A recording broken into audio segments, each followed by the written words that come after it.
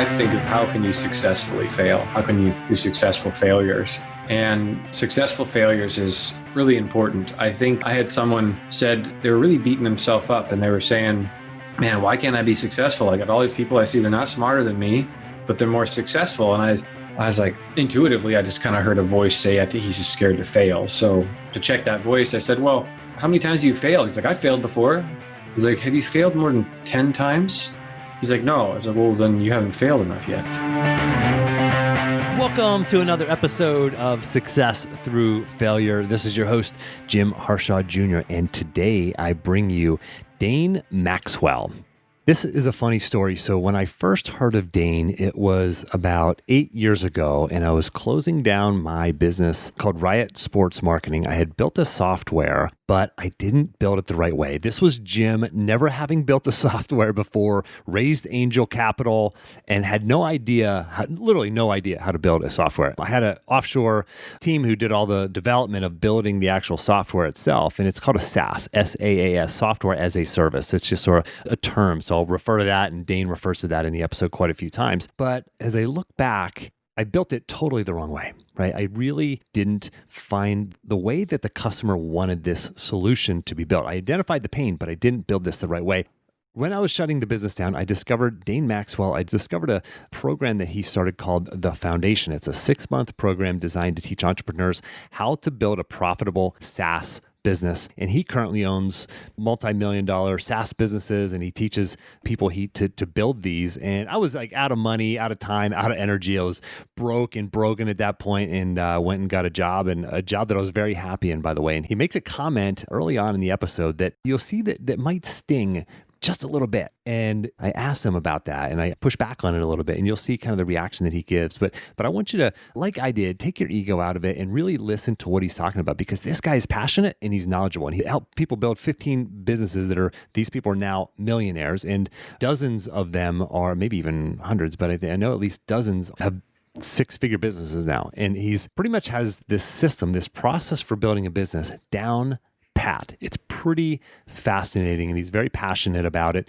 And so when I receive these emails in my inbox every day of people trying to solicit themselves, or they hire companies who solicit people like me who host a podcast for getting their client on my show. And I don't even open most of them, but I saw Dane Maxwell's name come through. I'm like, oh my goodness, this is the guy. This is that guy who, I discovered his program years ago, and really was fascinating to learn about it. So I was super excited to actually get him on the show. He's an incredible entrepreneur, has incredible insights, and he's a unique individual. So I think you're really going to enjoy this episode. Whether you want to be an entrepreneur or not, this is going to open your mind to the power of questions. And this came up in many of my episodes, not the least of which are my episodes with Tim Ferriss, episodes 246 and 247, where part 1 and part 2 of my interview with Tim, where we talk about these absurd questions and the power of questions. And that is really the magic behind success for so many people, and the magic behind the success for Dane and all of his clients as well. So without further ado, let's dive into my interview with the one and only Dane Maxwell. Dane, welcome to the show. Let's do something, man. Let's do this. So why don't we just start with this? Give us a little bit about your background. Tell us where you grew up and sort of short version of how you got from there to here. Awkward kid most of my life. Homeschooled, continued to keep me awkward. Insatiably curious. I'd ask my mom had painters in her house. I'd ask why they paint up and down instead of left or right, or sold cookies to construction workers and pop. That was scary. Walk up to the curb. You guys want some cookies and pop? And pop. So I called it pop growing up too, by the way. So I'm from Pittsburgh. Good, but, yeah. Most people call it soda. So if you're listening, he's talking about soda, but we call it pop. Oh, right. Yeah. It's a unique drug, actually. Kind of like ecstasy. No, I'm just kidding. They're scary folks, and they're like, I think they just bought out of sheer guilt and or like, dang, this kid's doing it. Okay, yeah, sure. I'll buy some cookies and pop. And then started my first rental video game business with my 3 Sega games. I rented it to my friend and charged him a late fee. When you're turned in. Is he still a friend? Yeah, no, he's not. Darn. Tell me what. I was like, dude, this is 3 days late. You got to pay me a late fee. Oh my God. Then I got into the public school system and just like joined groupthink and was must succeed employee, must have high ACT, must get into college, must get laid for acceptance from male friends. All these like different beliefs, none of which I ever really wanted to do, but I did in light of social programming. Then I woke up to how what I would consider the idiocy of being an employee. Like it's literally the dumbest thing I could do. One source of income, exchange my time for income, no control over my raises, no control over if I keep my job. It just seemed like taxed on my income before I get it. I was just like, this is the dumbest thing I could do for the safety of my family, personally for me. And so I was like, I just couldn't touch employee after that. So with such a fervent, clear thing that's like, dude, there's nothing that could make me happy as an employee, given those things at that time, I could probably wrench my way. No, I don't think I could. I tried to pretend to be an employee for a moment, just there for a second. For me, it didn't work. So what do you say to the person who's listening, who's an employee, who's offended by that? Well, that's really your own mind. You're not offended. In terms of idiocy, and you're talking about, obviously that's for yourself. Yeah. But a lot of people are happy doing that, right? Yeah. For me, safety of my family is number one priority. And I can't create safety for my family on one source of income and exchanging my time for income. So safety of my family is such a high priority. And I'm just, more importantly, I'm miserable as an employee. If you're really, really happy as an employee, I'm actually envious of you in some ways, because I am like just so indoctrinated into the world of entrepreneurship that I think about it 24/7, and I love it. And it also has its challenges. At 6:00, my brain doesn't really turn off sometimes. I keep my phone on airplane mode. I got family time marked at 7:00, but I'll notice the thoughts still creep in. You know, I do bring work with me, but it's not painful thinking. The thoughts that I'm thinking about business make me so happy that I keep thinking about it. If you are happy as an employee, then I think you've got me beat, because happiness is way more important than if you're an entrepreneur or an employee. So what I would say is like, man, if you're happy, good job. And the other thing, because your worth doesn't depend on being an entrepreneur or employee. In fact, worth is just such a crap concept to begin with. The fact that there's something that makes you worthy and something that doesn't make you worthy. There's a land beyond all of that you can live, where you're just living for the sake of enjoying life. And I just really enjoy entrepreneurship. But the way that I do entrepreneurship makes it so enjoyable for me. Most entrepreneurs, like, I think, are stuck in survival-based emotions, hustling to get their business going. And for me, entrepreneurship is generally a very peaceful world, because I'm not taking great risks. I'm not coming up with product ideas. I'm not building my products. I'm an owner. I'm not an expert. Most people think of entrepreneurship as being an expert, but that's just a glorified employee. So here's what I say. If you love being an employee, just don't depend on one source of income. You can diversify your income. You can build a very nice, safe real estate investment portfolio. Most employees with their income, if they're disciplined, they could buy one rental property a year, and in 15 years have 15 rental properties and, $1 to $3 million in equity and a nice source of passive income. And then they get to wake up and do every day something they do every day that they love. But I tend to talk to myself with a little bit more of an angry voice, a little bit more of a critical voice. So when I'm thinking about looking at being an employee, and I'm like, this is the dumbest thing I've ever seen. How in the world is this attractive to people? That's what I thought. And that was when I was 21 years old. So I'm 36 now.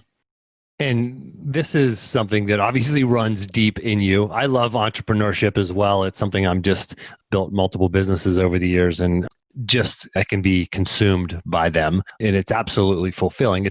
I went too far probably personally in being in love with my business in my last business. And as I told the listeners before this, and you and I talked off air, I built a business that wasn't sustainable. And I wish I'd have learned about your system and your program before I kind of ran that business and almost my life into the ground, relationships, health, everything. And you said that to me before. And if I could say, like, I would look at that as a positive experience, Jim. Oh, I do.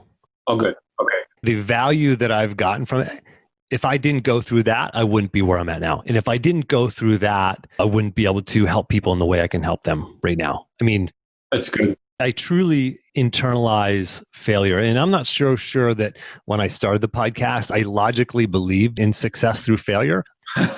But I didn't emotionally. It was like that was kind of okay for other people. Yeah. But now I truly and honestly, deep down and emotionally believe in the value of failure. You don't chase it. You don't want it, right? It's not what you pursue, but it's extremely valuable. It's information, right? You can look at that in any area of your life, whether it's relationships or health and wellness or, wealth, career, work, whatever. There's so much value in actually pointing out just, for the listener who listened to my Tim Ferriss episodes, which were episode 246, 247, when I interviewed him, he talked about failure is not in and of itself valuable. It's the questions you ask yourself and what you learn from that failure, right? And I know failure is a big part of building a business. You're a millionaire maker, right? You've made over a dozen millionaires and hundreds of people who have six-figure businesses in what you do. What's the role and value of failure in that business building process, or any business building process for that matter?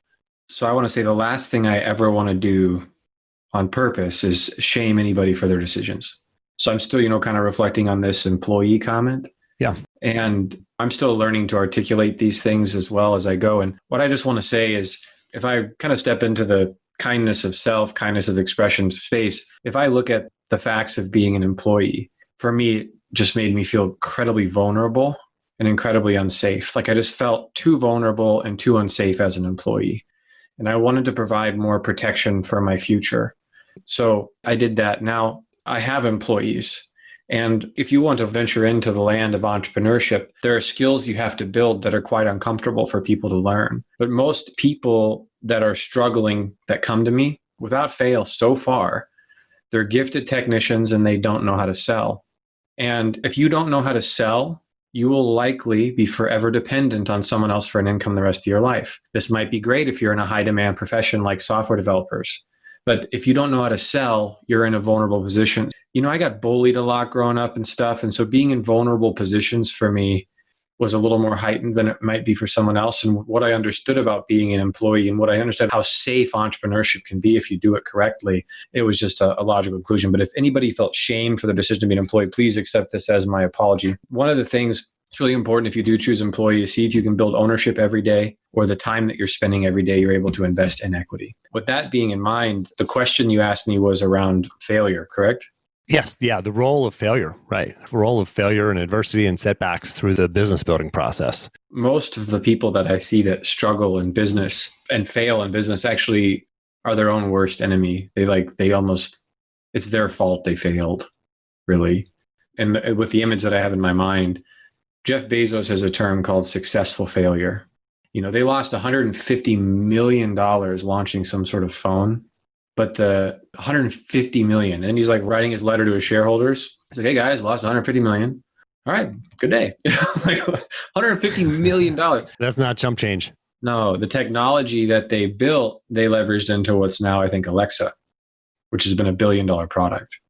Now, people don't have $150 million to fail, but I think of how can you successfully fail? How can you do successful failures? And successful failures is really important. I think I had someone said they were really beating themselves up and they were saying, man, why can't I be successful? I got all these people I see, they're not smarter than me, but they're more successful. And I was like, intuitively, I just kind of heard a voice say, I think he's just scared to fail. So to check that voice, I said, well, how many times have you failed? He's like, I failed before. I was like, have you failed more than 10 times? He's like, no. I was like, well, then you haven't failed enough yet. That's the only difference between someone who's not smarter. So when you look at the emotional experience of failure, it can be devastating if you're not living in the right context. Failure can be devastating if you're not in the right context. If your context is, I'm going to be successful at entrepreneurship no matter what, and where I'm going is great, and you're very firm on that context, a little blip of a product not working ain't going to matter to you. But if you're in a context that is, I have only one chance to succeed, we bring that identity to our projects. I only have one chance for this to work. I mean, Colonel Sanders was like 60 some years old before he finally launched KFC. But if you think about starting a business, you don't even know this, unconsciously it fires, I only have one chance for this to work. So now remember you mentioned like being a millionaire maker, for example. So quite a few of my students now are respectively at the top of their fields. And they're not respectively at the top of their fields because of what they know, because of what I taught them. They're respectively at the top of their fields because of how they relate to life and how they do things. I could give, let's say if you take software developers, they think that the software product idea is what makes the business successful. They think it's the what. But you could give the same idea to 10 different people and you'll see it get implemented 10 different ways because of how they do it. So it's not what, but how.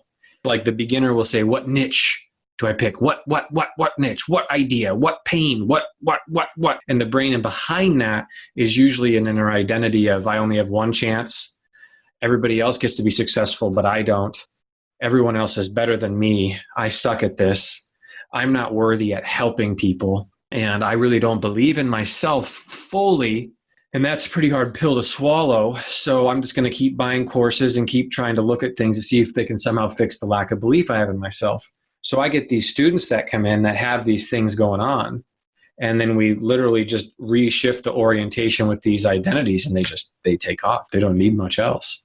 That's why these guys become so successful so quickly. So with a proper, healthy relationship with our inner identities, my big identities that they'll just wipe me out in the middle of work sessions are believing that I'm ugly and believing that I'm worthless. It's not conscious. It's just unconscious. Likely from bullying, likely from just traumatic things growing up. But where it comes from, I've explored that in enough therapy sessions that if that was the reason, I'd probably be good with it by now. So now what do I do? If I'm working on a project that's meaningful to me, like I was today, I'm launching a new community of entrepreneurs building businesses together during COVID. And it means a lot to me, but it's bringing up paralyzing fear to work on. So now that usually I would just stop and maybe fire up a video game and wait for that to calm down and then try and work for a half an hour until the emotional turmoil gets too much. But now knowing what I know that when I take action, identity gets triggered. An inner identity, which means the character of who I think I am. So I'm working on a meaningful project and then I can't hear anything, but I just shut down. So I write down the task. It's even difficult to write the task down. That's how triggering it is. In fact, I feel my face get red right now. Task, creating the starters community. Feeling, deep paralysis. Inner identity, because the paralysis is coming from an inner identity. Complete worthlessness and ugly. Okay, the key to being free from what I've seen and what I've learned and the people I've studied under is not how quickly I can fix worthlessness or ugly, but how okay I can be with those feelings being here. And man, so I'm I'm 30% okay with these. Worthlessness and ugly, those aren't really my jam. I don't really like these ones. So, but I'm honest about it. And so then I just hang out with the fact that I'm only at 30%, starts going up to 50%. Then it gets up to 65%. Then all of a sudden, by staying with worthlessness and ugly, just being okay with them, trying everything I can to be okay that they're there, all of a sudden I pop. And I pop out. I exit the identity altogether. And what happens is I'm oh my God, everything's okay. Whoa, no, not even okay. Everything is so deeply okay. There's not even a realm of possibility that I'm ugly or a realm of possibility that I'm even worthless. In fact, those concepts only exist within the context of that identity to get alone. And then I pop out of it. And when I'm oh my God, I'm okay, I become free from the identity. If something doesn't work.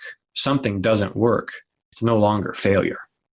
So if you have context and you have identity, then you're just free and you're just working. And then you're like Edison, 10,000 times to do a light bulb. And we know it was 10,000 because his experiment sheets only had 1,000 rows on them or 100 rows. And he had 100 to 100 of these. And he's oh, that's 10,000 times we tried to do a light bulb.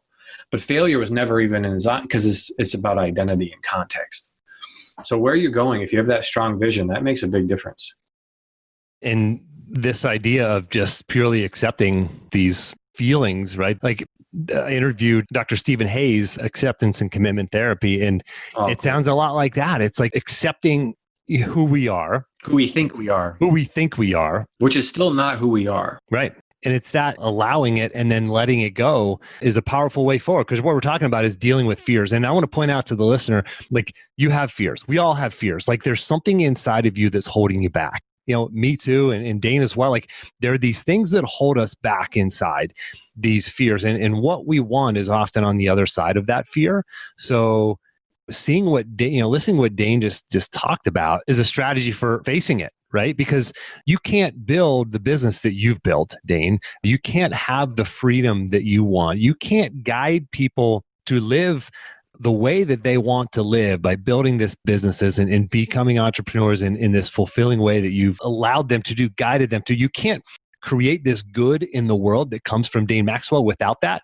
And I want to point that out to the listener. Like, it's the same with you. You have to fully allow yourself. You have to identify that fear, look at it, stare it in the face, and realize it's probably not true, just like those other limiting beliefs you have, and move past it, right? And that's going to allow you to live. Listen, whether it's building a business or healing your relationship or whatever else it is in your life. And Dane, what you have done is created this business that creates freedom and all these amazing things for people. And yes, I found a Reddit post, actually, Connor Laprisi, who is my intern right now. He found a great quote dug something up on Reddit from 2012 that I want to read back to you, Dane. And I want you to tell me if this is still relevant for you and just kind of how this lands with you. This is a post that you made on Reddit in 2012 when you first kind of started the foundation, and someone said this. So they asked you, why are you starting the foundation, your business, and not scaling one of your other SaaS companies? And this was your response. You said, quote, "My deeper reason for living is to help others find freedom. For me, I believe freedom is kindness and kindness is freedom, especially personally. Kindness to yourself is the ultimate freedom. It feels so, so freeing. When I'm quiet and ask my heart what it wants, it tells me to help others find this freedom." Tell us about that. I sound kind of smart. Sounded really good there, didn't you? Who was that guy? Who was that guy? That was very true for me at the time. I mean, the kindness and freedom and kindness and stuff is still very true. The context, like where my heart is changing and changed, is quite different now. Like, I went through a phase where helping other people find freedom was more important than me finding my own. And now I'd say finding my own freedom is probably my top priority. And that just so happens to be in the expression of service towards others. But I'm not forgetting myself as much. I still do as then. But I think as I've allowed myself to enjoy what I enjoy, I really like software as a service a lot. Like, I feel like a 6-year-old kid when I'm building those SaaS products. They mean so much to me. It's like an art form. I really do like that. And I get fortunate enough to be working in a model that is the greatest wealth creation vehicle of mankind, is software as a service. It's a nice benefit. For the listener who's not sold, maybe they have some other business idea, or that's just not kind of their thing, maybe, or they haven't thought of it, right? They just haven't thought of this, like software as a service. Sorry. Why is that a good idea? And how is it a good idea? How can it be done? And, this is really getting back to your book, starting from nothing, or start from zero, right? Yeah, start from zero. Tell us about that and why this is a good idea and why people should consider it. Well, my framework of building business comes down to a clear customer wants a clear result, so we create a clear mechanism for them. So Weight Watchers is women around 40 plus or minus 10 years. The result is they want to lose 10 pounds. The mechanism is a point counting system. In under 10 seconds, I just articulated to you a $1 billion business. Dave Ramsey's clear customer is families usually. The result is they want to become debt-free. The mechanism is the debt snowball. Dave Ramsey's one of the top guys in the finance world, and he's able to articulate that clearly. If you go to weightwatchers.com and you go to daveramsey.com, there's a good chance you're going to see the picture of their customer with the result of losing weight or becoming debt-free. Most financial gurus and weight loss people aren't doing that. They're talking about their diet. They're talking about this. I started doing cold showers. You couldn't get me to get in a cold shower for the life of me. When I started hearing about the results of the cold shower, 20 to 30 beats per minute, lower heart rate. It activates the adrenal axis, which shocks your system because it's not out in nature all the time to prevent it from getting illness. It helps you turn your body into a fat burning machine all day if you tend a cold shower in the morning. Like, all these benefits of cold shower is like, okay, I'll get into cold shower because of the results. Clear customer wants clear results. So we use clear mechanism of shower, healthier and happier life. It's accessing parts of my brain that get stuck in a mild depressive state, or, the parts of my brain that are just stuck in fear. You get in a cold shower, it activates those deep feelings, and man, it's incredible. But, I wouldn't get in one of those for years. Now, when it comes to software, the framework's the same. You got a clear customer that wants a clear result. So now you have a mechanism. The important distinction with how I build businesses and how I really urge people to build businesses is that they outsource the creation of the mechanism. So if your clear customer is a parrot owner and they want the parrot to behave and not bite them, they would outsource a parrot behavior training program to a parrot expert that they would find at a parrot store in their local town. Give the parrot guy 20% of the profits of that business. You're now in business because you're not an expert. You're an entrepreneur. And entrepreneurs sell and entrepreneurs outsource very, very well. And those two skills alone create successful entrepreneurship. When it comes to SaaS now, you find a customer, the result is some benefit. And if the mechanism is software, you now outsource the development team. The key distinction with SaaS is, factually speaking, it's the most lucrative business, highest valuation business in the world. So if you have a $1 million per year SaaS business, you can sell it at a minimum of 3x revenue. That's $3 million. If you have a $1 million per year physical goods business, you can sell that for usually minimum or a good price is a 3 times profit. So you could spend all your time building $1 million per year clothing store and make $1 million and sell it for 1.2 if you have $400,000 in profit. Or you could spend your time building software and sell that for 3 million. By the way, you're making a lot of money along the way if you're doing it right. But it's not something you want to jump into because the nuances of it will eat you alive. I'm building a SaaS project right now with a pretty well-known guy in the entrepreneurial space, and he lost $1 million building a software product. And I asked him how he did it. Because remember, it's not what, it's not how. It's not what, it's how. And he said, well, the developers told me the cost it would take. And so we kept doing that. And they said, it's going to be 60 more grand here and 60 more grand here. And I said, do you remember when Steve Jobs threw like a plastic thing on a table or whatever? And he said, put a computer in that. And they're like, we can't do that. And he said, figure it out. And then the iMac was born. That's what you need to do with your software. You say, we've got 50 grand and we got this. How do we do it in that? And that changes. You'll save. We just negotiated with the developer that's building this new product and found such a happy win-win where we'll save about $5 grand. Well, we build software products in 12 weeks with one designer and one developer for one customer. We get it working for one customer. We add another customer. We get a few more features. We add a customer, we get a few features. And within 6 months, we got a pretty cool product and we built it fairly risk-free. How you do it's way more important than the what of software. By the way, that same process works really good if you're doing parrots. Get the training program, get it to one person, iterate the course until 6 months, you got a great parrot training program. How you do it so much more important than what it is. By the way, my favorite way to sell stuff is writing out programs in Google Docs and then sending it to the customer and asking them, Dad, do you want this program on a scale of 1 to 10 when you read it? And if it's not a 10, what would make it a 10? Great question. Yeah. And I just asked that question because I'm afraid of failure. I don't want it to fail. It's not fun to fail. So how can we prevent this failure? Mitigate the risk, right? Yeah. So they do that and they reply back to like, it's an 8 out of 10. I got burned on programs like this in the past. So I did this with the starters community.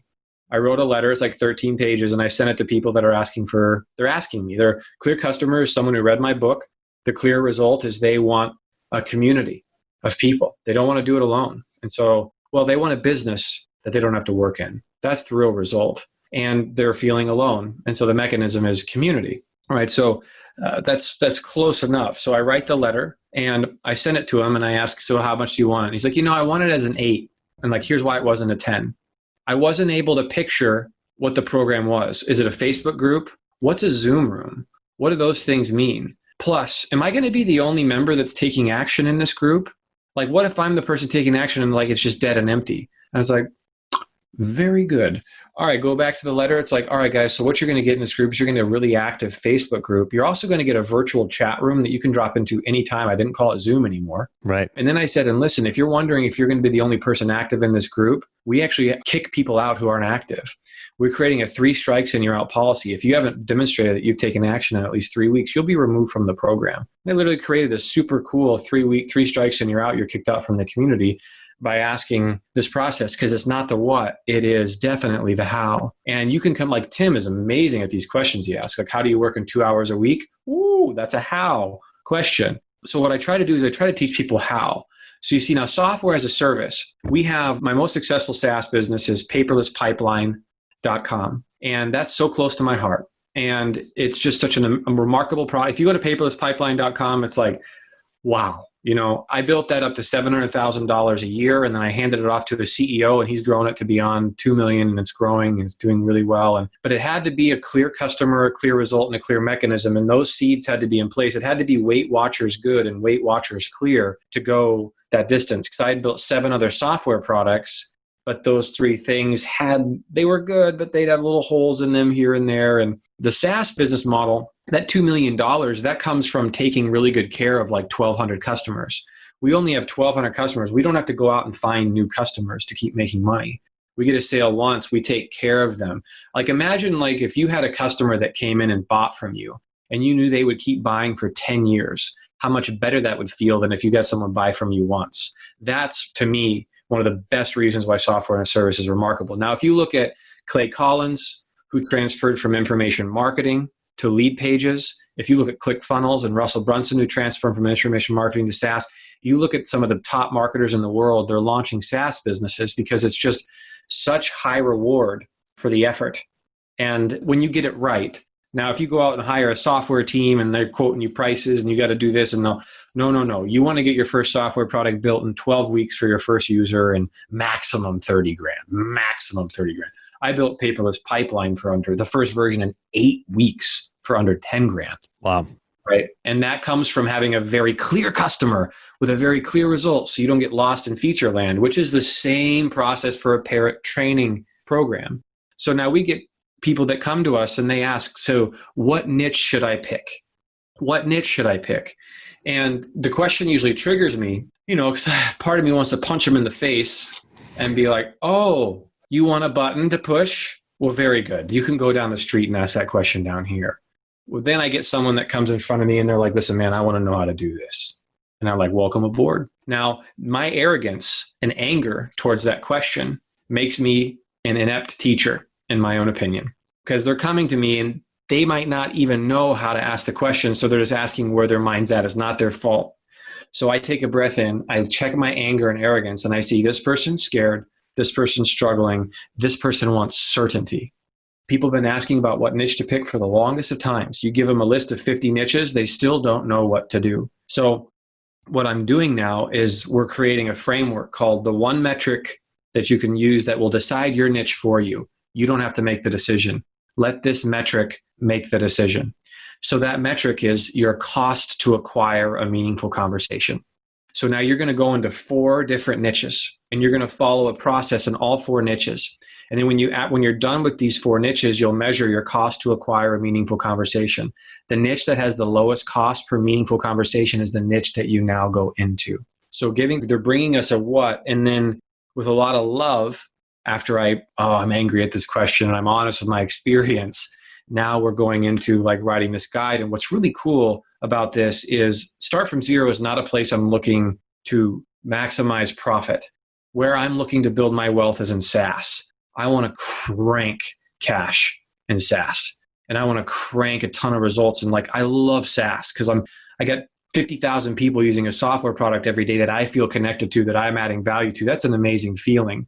So I'll build my wealth with SaaS, and then I can be more generous with Start From Zero. So the Start From Zero starters community, we're going to run it at like $1,000 a year. Get into the community. Every month you get access to my board of advisors, ask them questions. They come on every month. Then instead of charging people for secrets, we're going to give that process of the one metric to pick a niche with, and we're going to show examples. Here's the 4 niches we went to. Here's the Facebook groups we went into. Here's the message we posted. Here's the lowest cost to, and we might have some content behind a portal, but for the most part, the critical pieces of content will all be free.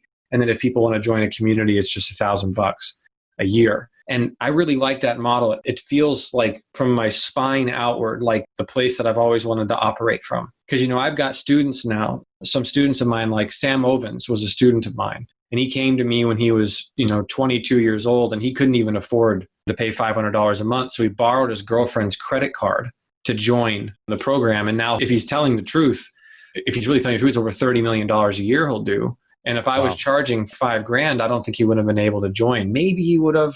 But my heart is really in these folks that are kind of at this level, and I can come in and just go bam to their brain and shoot straight, pierce through the heart of fear by showing how identity is creating everything, and then give patterns to shift what to how. Man, now we're in a great place.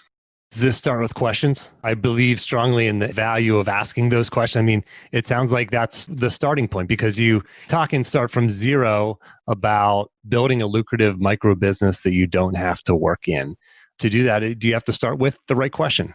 Context first. Let's talk about the niche itself. Is it reaching out to those people and asking them the right question? Because here's the struggle that I had in my business whenever it failed. I was asking some questions, but I was asking the question, I was identifying the pain, but I wasn't identifying how do you want the pain solved? Like if you could paint the picture, if you had a magic wand, I wasn't asking that question. So does your process for creating the successful SaaS, the business, that lucrative micro business that you don't have to work in, does it require asking those right questions? Is that part of the secret sauce?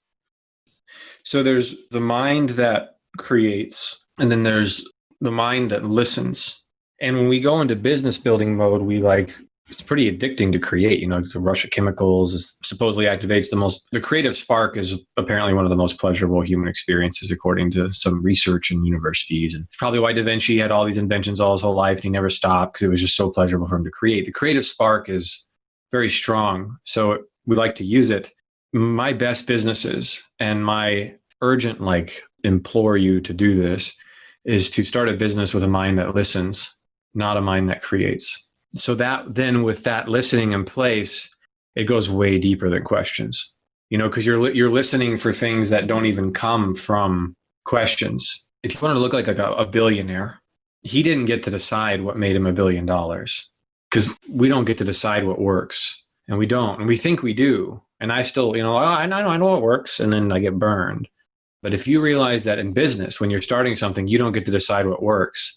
Like if people really understood the heart of entrepreneurship, I feel like most everybody would want to be one because you'd be like, oh, wait, you sit and listen to someone, you find the pain that they're going through, you can feel their hearts in pain.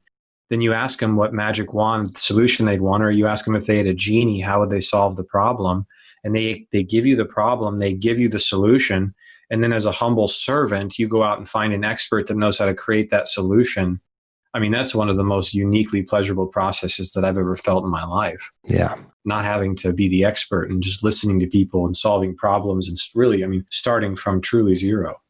Asking questions, listening, and being a humble servant. That's everything that is behind my business and what I love to do. So I appreciate you sharing that. And it's not a SaaS, but it is behind everything that I do. And when it doesn't have to be a SaaS to be awesome. Yeah. No, I agree. It's not like SaaS is the worthy business and other ones aren't. It's like what sings to your soul.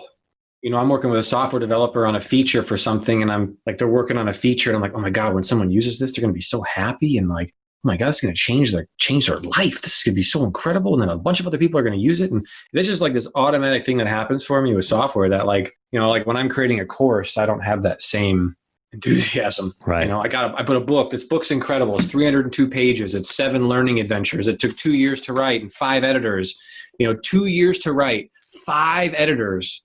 I can start a SaaS in 2 days.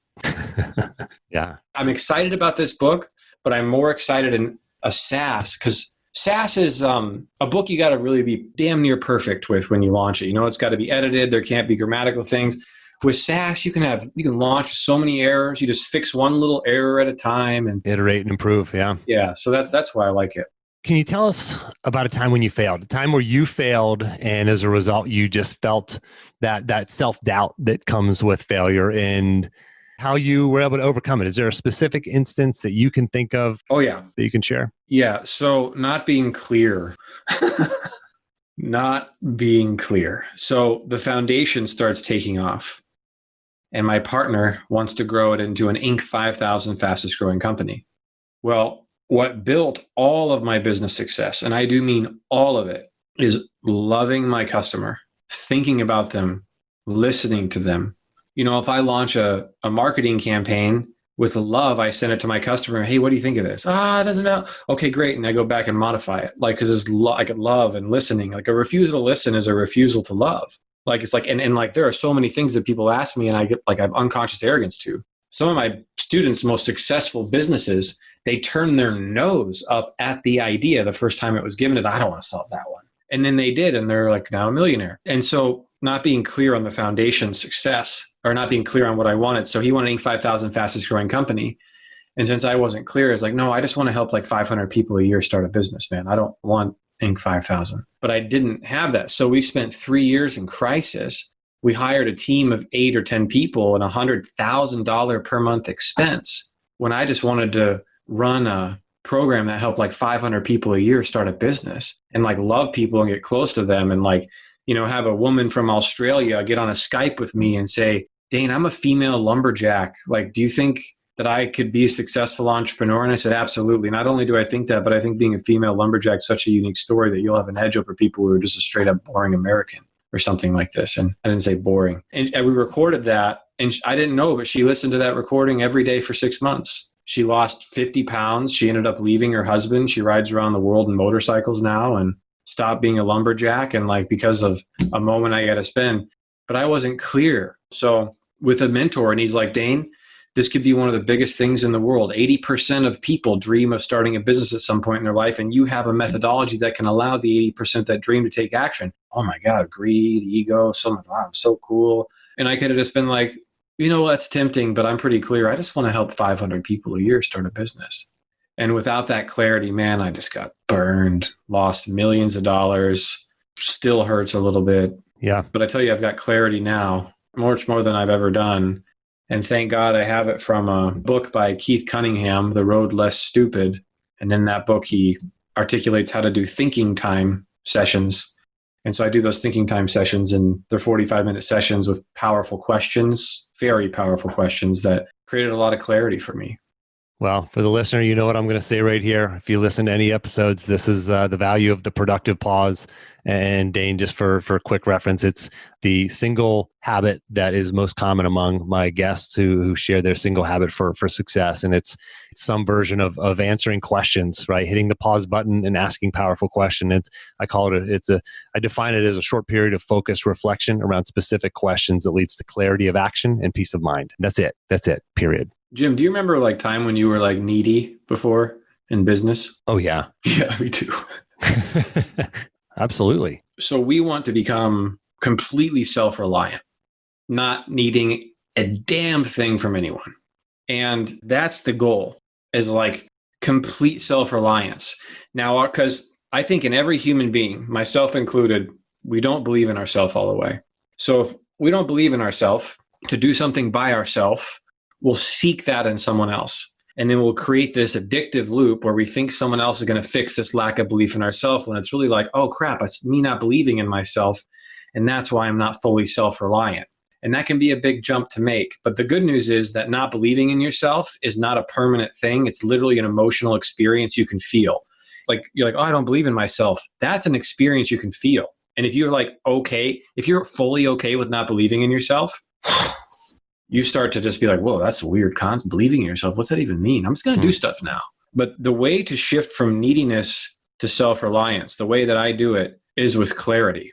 When I have clarity, so like you have a business owner and they're like, oh, we need customers and we need customers. The customers, we use Groupon. Oh, here's a digital marketing agency. They're going to help us. Oh, this is expert over here. Bring them in. And they just have all this neediness around needing more customers. In general, any business that's needy around customers, I think they usually have the same thing in common, which is they're not fully crystal clear on their ideal customer. Because as soon as you become clear, listen, I'm for dissatisfied employees who have reached success in their career and are totally disillusioned and realizing that that wasn't the right path for them. I work with those people. You have that kind of clarity around a customer, then your neediness is gone. You don't like try to be for everybody. So if you're needy in any area of your life, I think is a sign of lacking clarity. If you can find clarity, and that's not a thing a lot of people have. And then you have that clarity, you can look out to the world and not be like, gimme, need, who can help me, who can help me, who can help me, who can help me, who can help me. Someone's going to help me. Someone's, oh, there it is. Wait, they didn't help me. Nope, that person didn't work. Oh, and this thing going on in the background can go like this, and you can return to sovereignty and be like, dude, I don't need anybody. I'm going to be self-reliant. That's probably one of, like, if you said, like, you asked someone about like the secret or what their big thing was, and like focus, pause, and reflection. And I think definitely it's that. And it's the beautiful byproduct is that you can become a self-reliant individual. For the listener, the perfect companion episode to this conversation is my interview with Stephen Pressfield just a couple episodes ago. Go check that out because he talks about self-validation and just that clarity. So anyway, that's great stuff, Dane. For the listener who's like, I'm interested, what's the action item they can take? What can they do in the next 24 to 48 hours to start moving towards this direction, whether it's building a business or finding that clarity? What's one action item? What's one thing or maybe two things that the listener can do? There's a very enjoyable action you can take, and it's to practice the 5-question framework with somebody. And it's a 5-question framework that you can use to elicit a painful problem and a solution and even what they would pay for it. And you can have that for free at startfromzero.com/5. It'll take you to an excerpt of my book. It's a 5-page excerpt, and you'll see the 5-question process. You'll see how I used it on my pregnant partner. We were watching like Silicon Valley on HBO on like a Tuesday at like 11 a.m. because when you build businesses you don't have to work in, you could do that if you want. And I was like, hey, can I try the 5-question process on you? And I was like, so what's your most present problem right now? And she was in her 3rd trimester of pregnancy, and she's like, oh, nausea. And so then I got to go through that process, and like after she was done, she came up with this product idea that she was going to pay $50 for, and I would find an acupuncturist or a naturopathic doctor to outsource the creation. I wouldn't build it myself. And it was amazing. After she did that, she went and made herself some ginger tea to help with her nausea, because by just doing the 5-question process, by having her think through her own issue, she came up with her own solution. So it's a really pleasurable process. These 5 questions are very simple. Startfromzero.com/5. Try that out. If you like that, then I would recommend grabbing the book, but you don't need to get the book or anything until you've tried that process and you see if that works for you. It's really fun. If you do that, you can do the 5-question process like 5 times with the same person in different contexts, because you can ask, what's your most present problem when you're browsing Facebook? What's your most present problems in the morning? What's your most consistent problem with dinner? And then you can go through the rest of the 4 questions with one person, and you start building the brain, and you're like, oh my God, it really is an abundant world. And I got to tell you, the difference between scarcity, which is so deeply programmed in us, and abundance is it's beyond my imagination, but I think it's at least 10x wealth. Like I'm talking to a guy who could be a competitor, and I'm not going to, I don't want to share my idea with him because I think he's going to take it. I put my hand on my heart metaphorically because I was with him, and I said, is this safe to share? My heart said yes. And so my body was just coursing with fear, scarcity. And I trusted my heart. And I told him the idea. And not only did he love the idea, but he wanted to promote it to his entire list of customers, and he doesn't want to compete either. And now he might actually sit on the board for this new SaaS business I'm launching. Cool. I went from not telling an idea from fear and scarcity to trusting my heart and sharing it. And it's probably way more than 10x, So one of the best things you could literally do is believe in literal abundance as a way of life, as a frequency. And that 5-question process will really just knock down the door of belief that there's no ideas you can do. There's no good ideas anymore. You just keep knocking away at that. And then you just come from this place of literal abundance, as you can be like the 15 plus millionaires that I have, that if you took what they had away from them, the how they knew to do it would just build their next thing right away, faster than they. Dane, for the listener who wants to find you, follow you, certainly you gave the link to your website there, and I'll have that, of course, for the listeners, in the action plan, jimharshawjr.com/action. I have the action plan from all the notes and takeaways from this episode. I'll have all your social media links, et cetera, in there as well. But anyway, go ahead, Dane, tell us where they can find you, follow you, et cetera. Come say hi at startfromzero.com. It's a beautiful website. It's a work of art. It is. Thank you. Thank you. We're getting ready to launch a new version of it. Yeah. Well, listeners, I hope you do check it out and explore that opportunity for yourself. Thanks for having me, Jim. Thank you. Yeah, well, thank you so much for making time to come on the show. My pleasure. And for the listener, as always, until next time, take the time to get clear on your goals and embrace failure as a stepping stone on your path to success.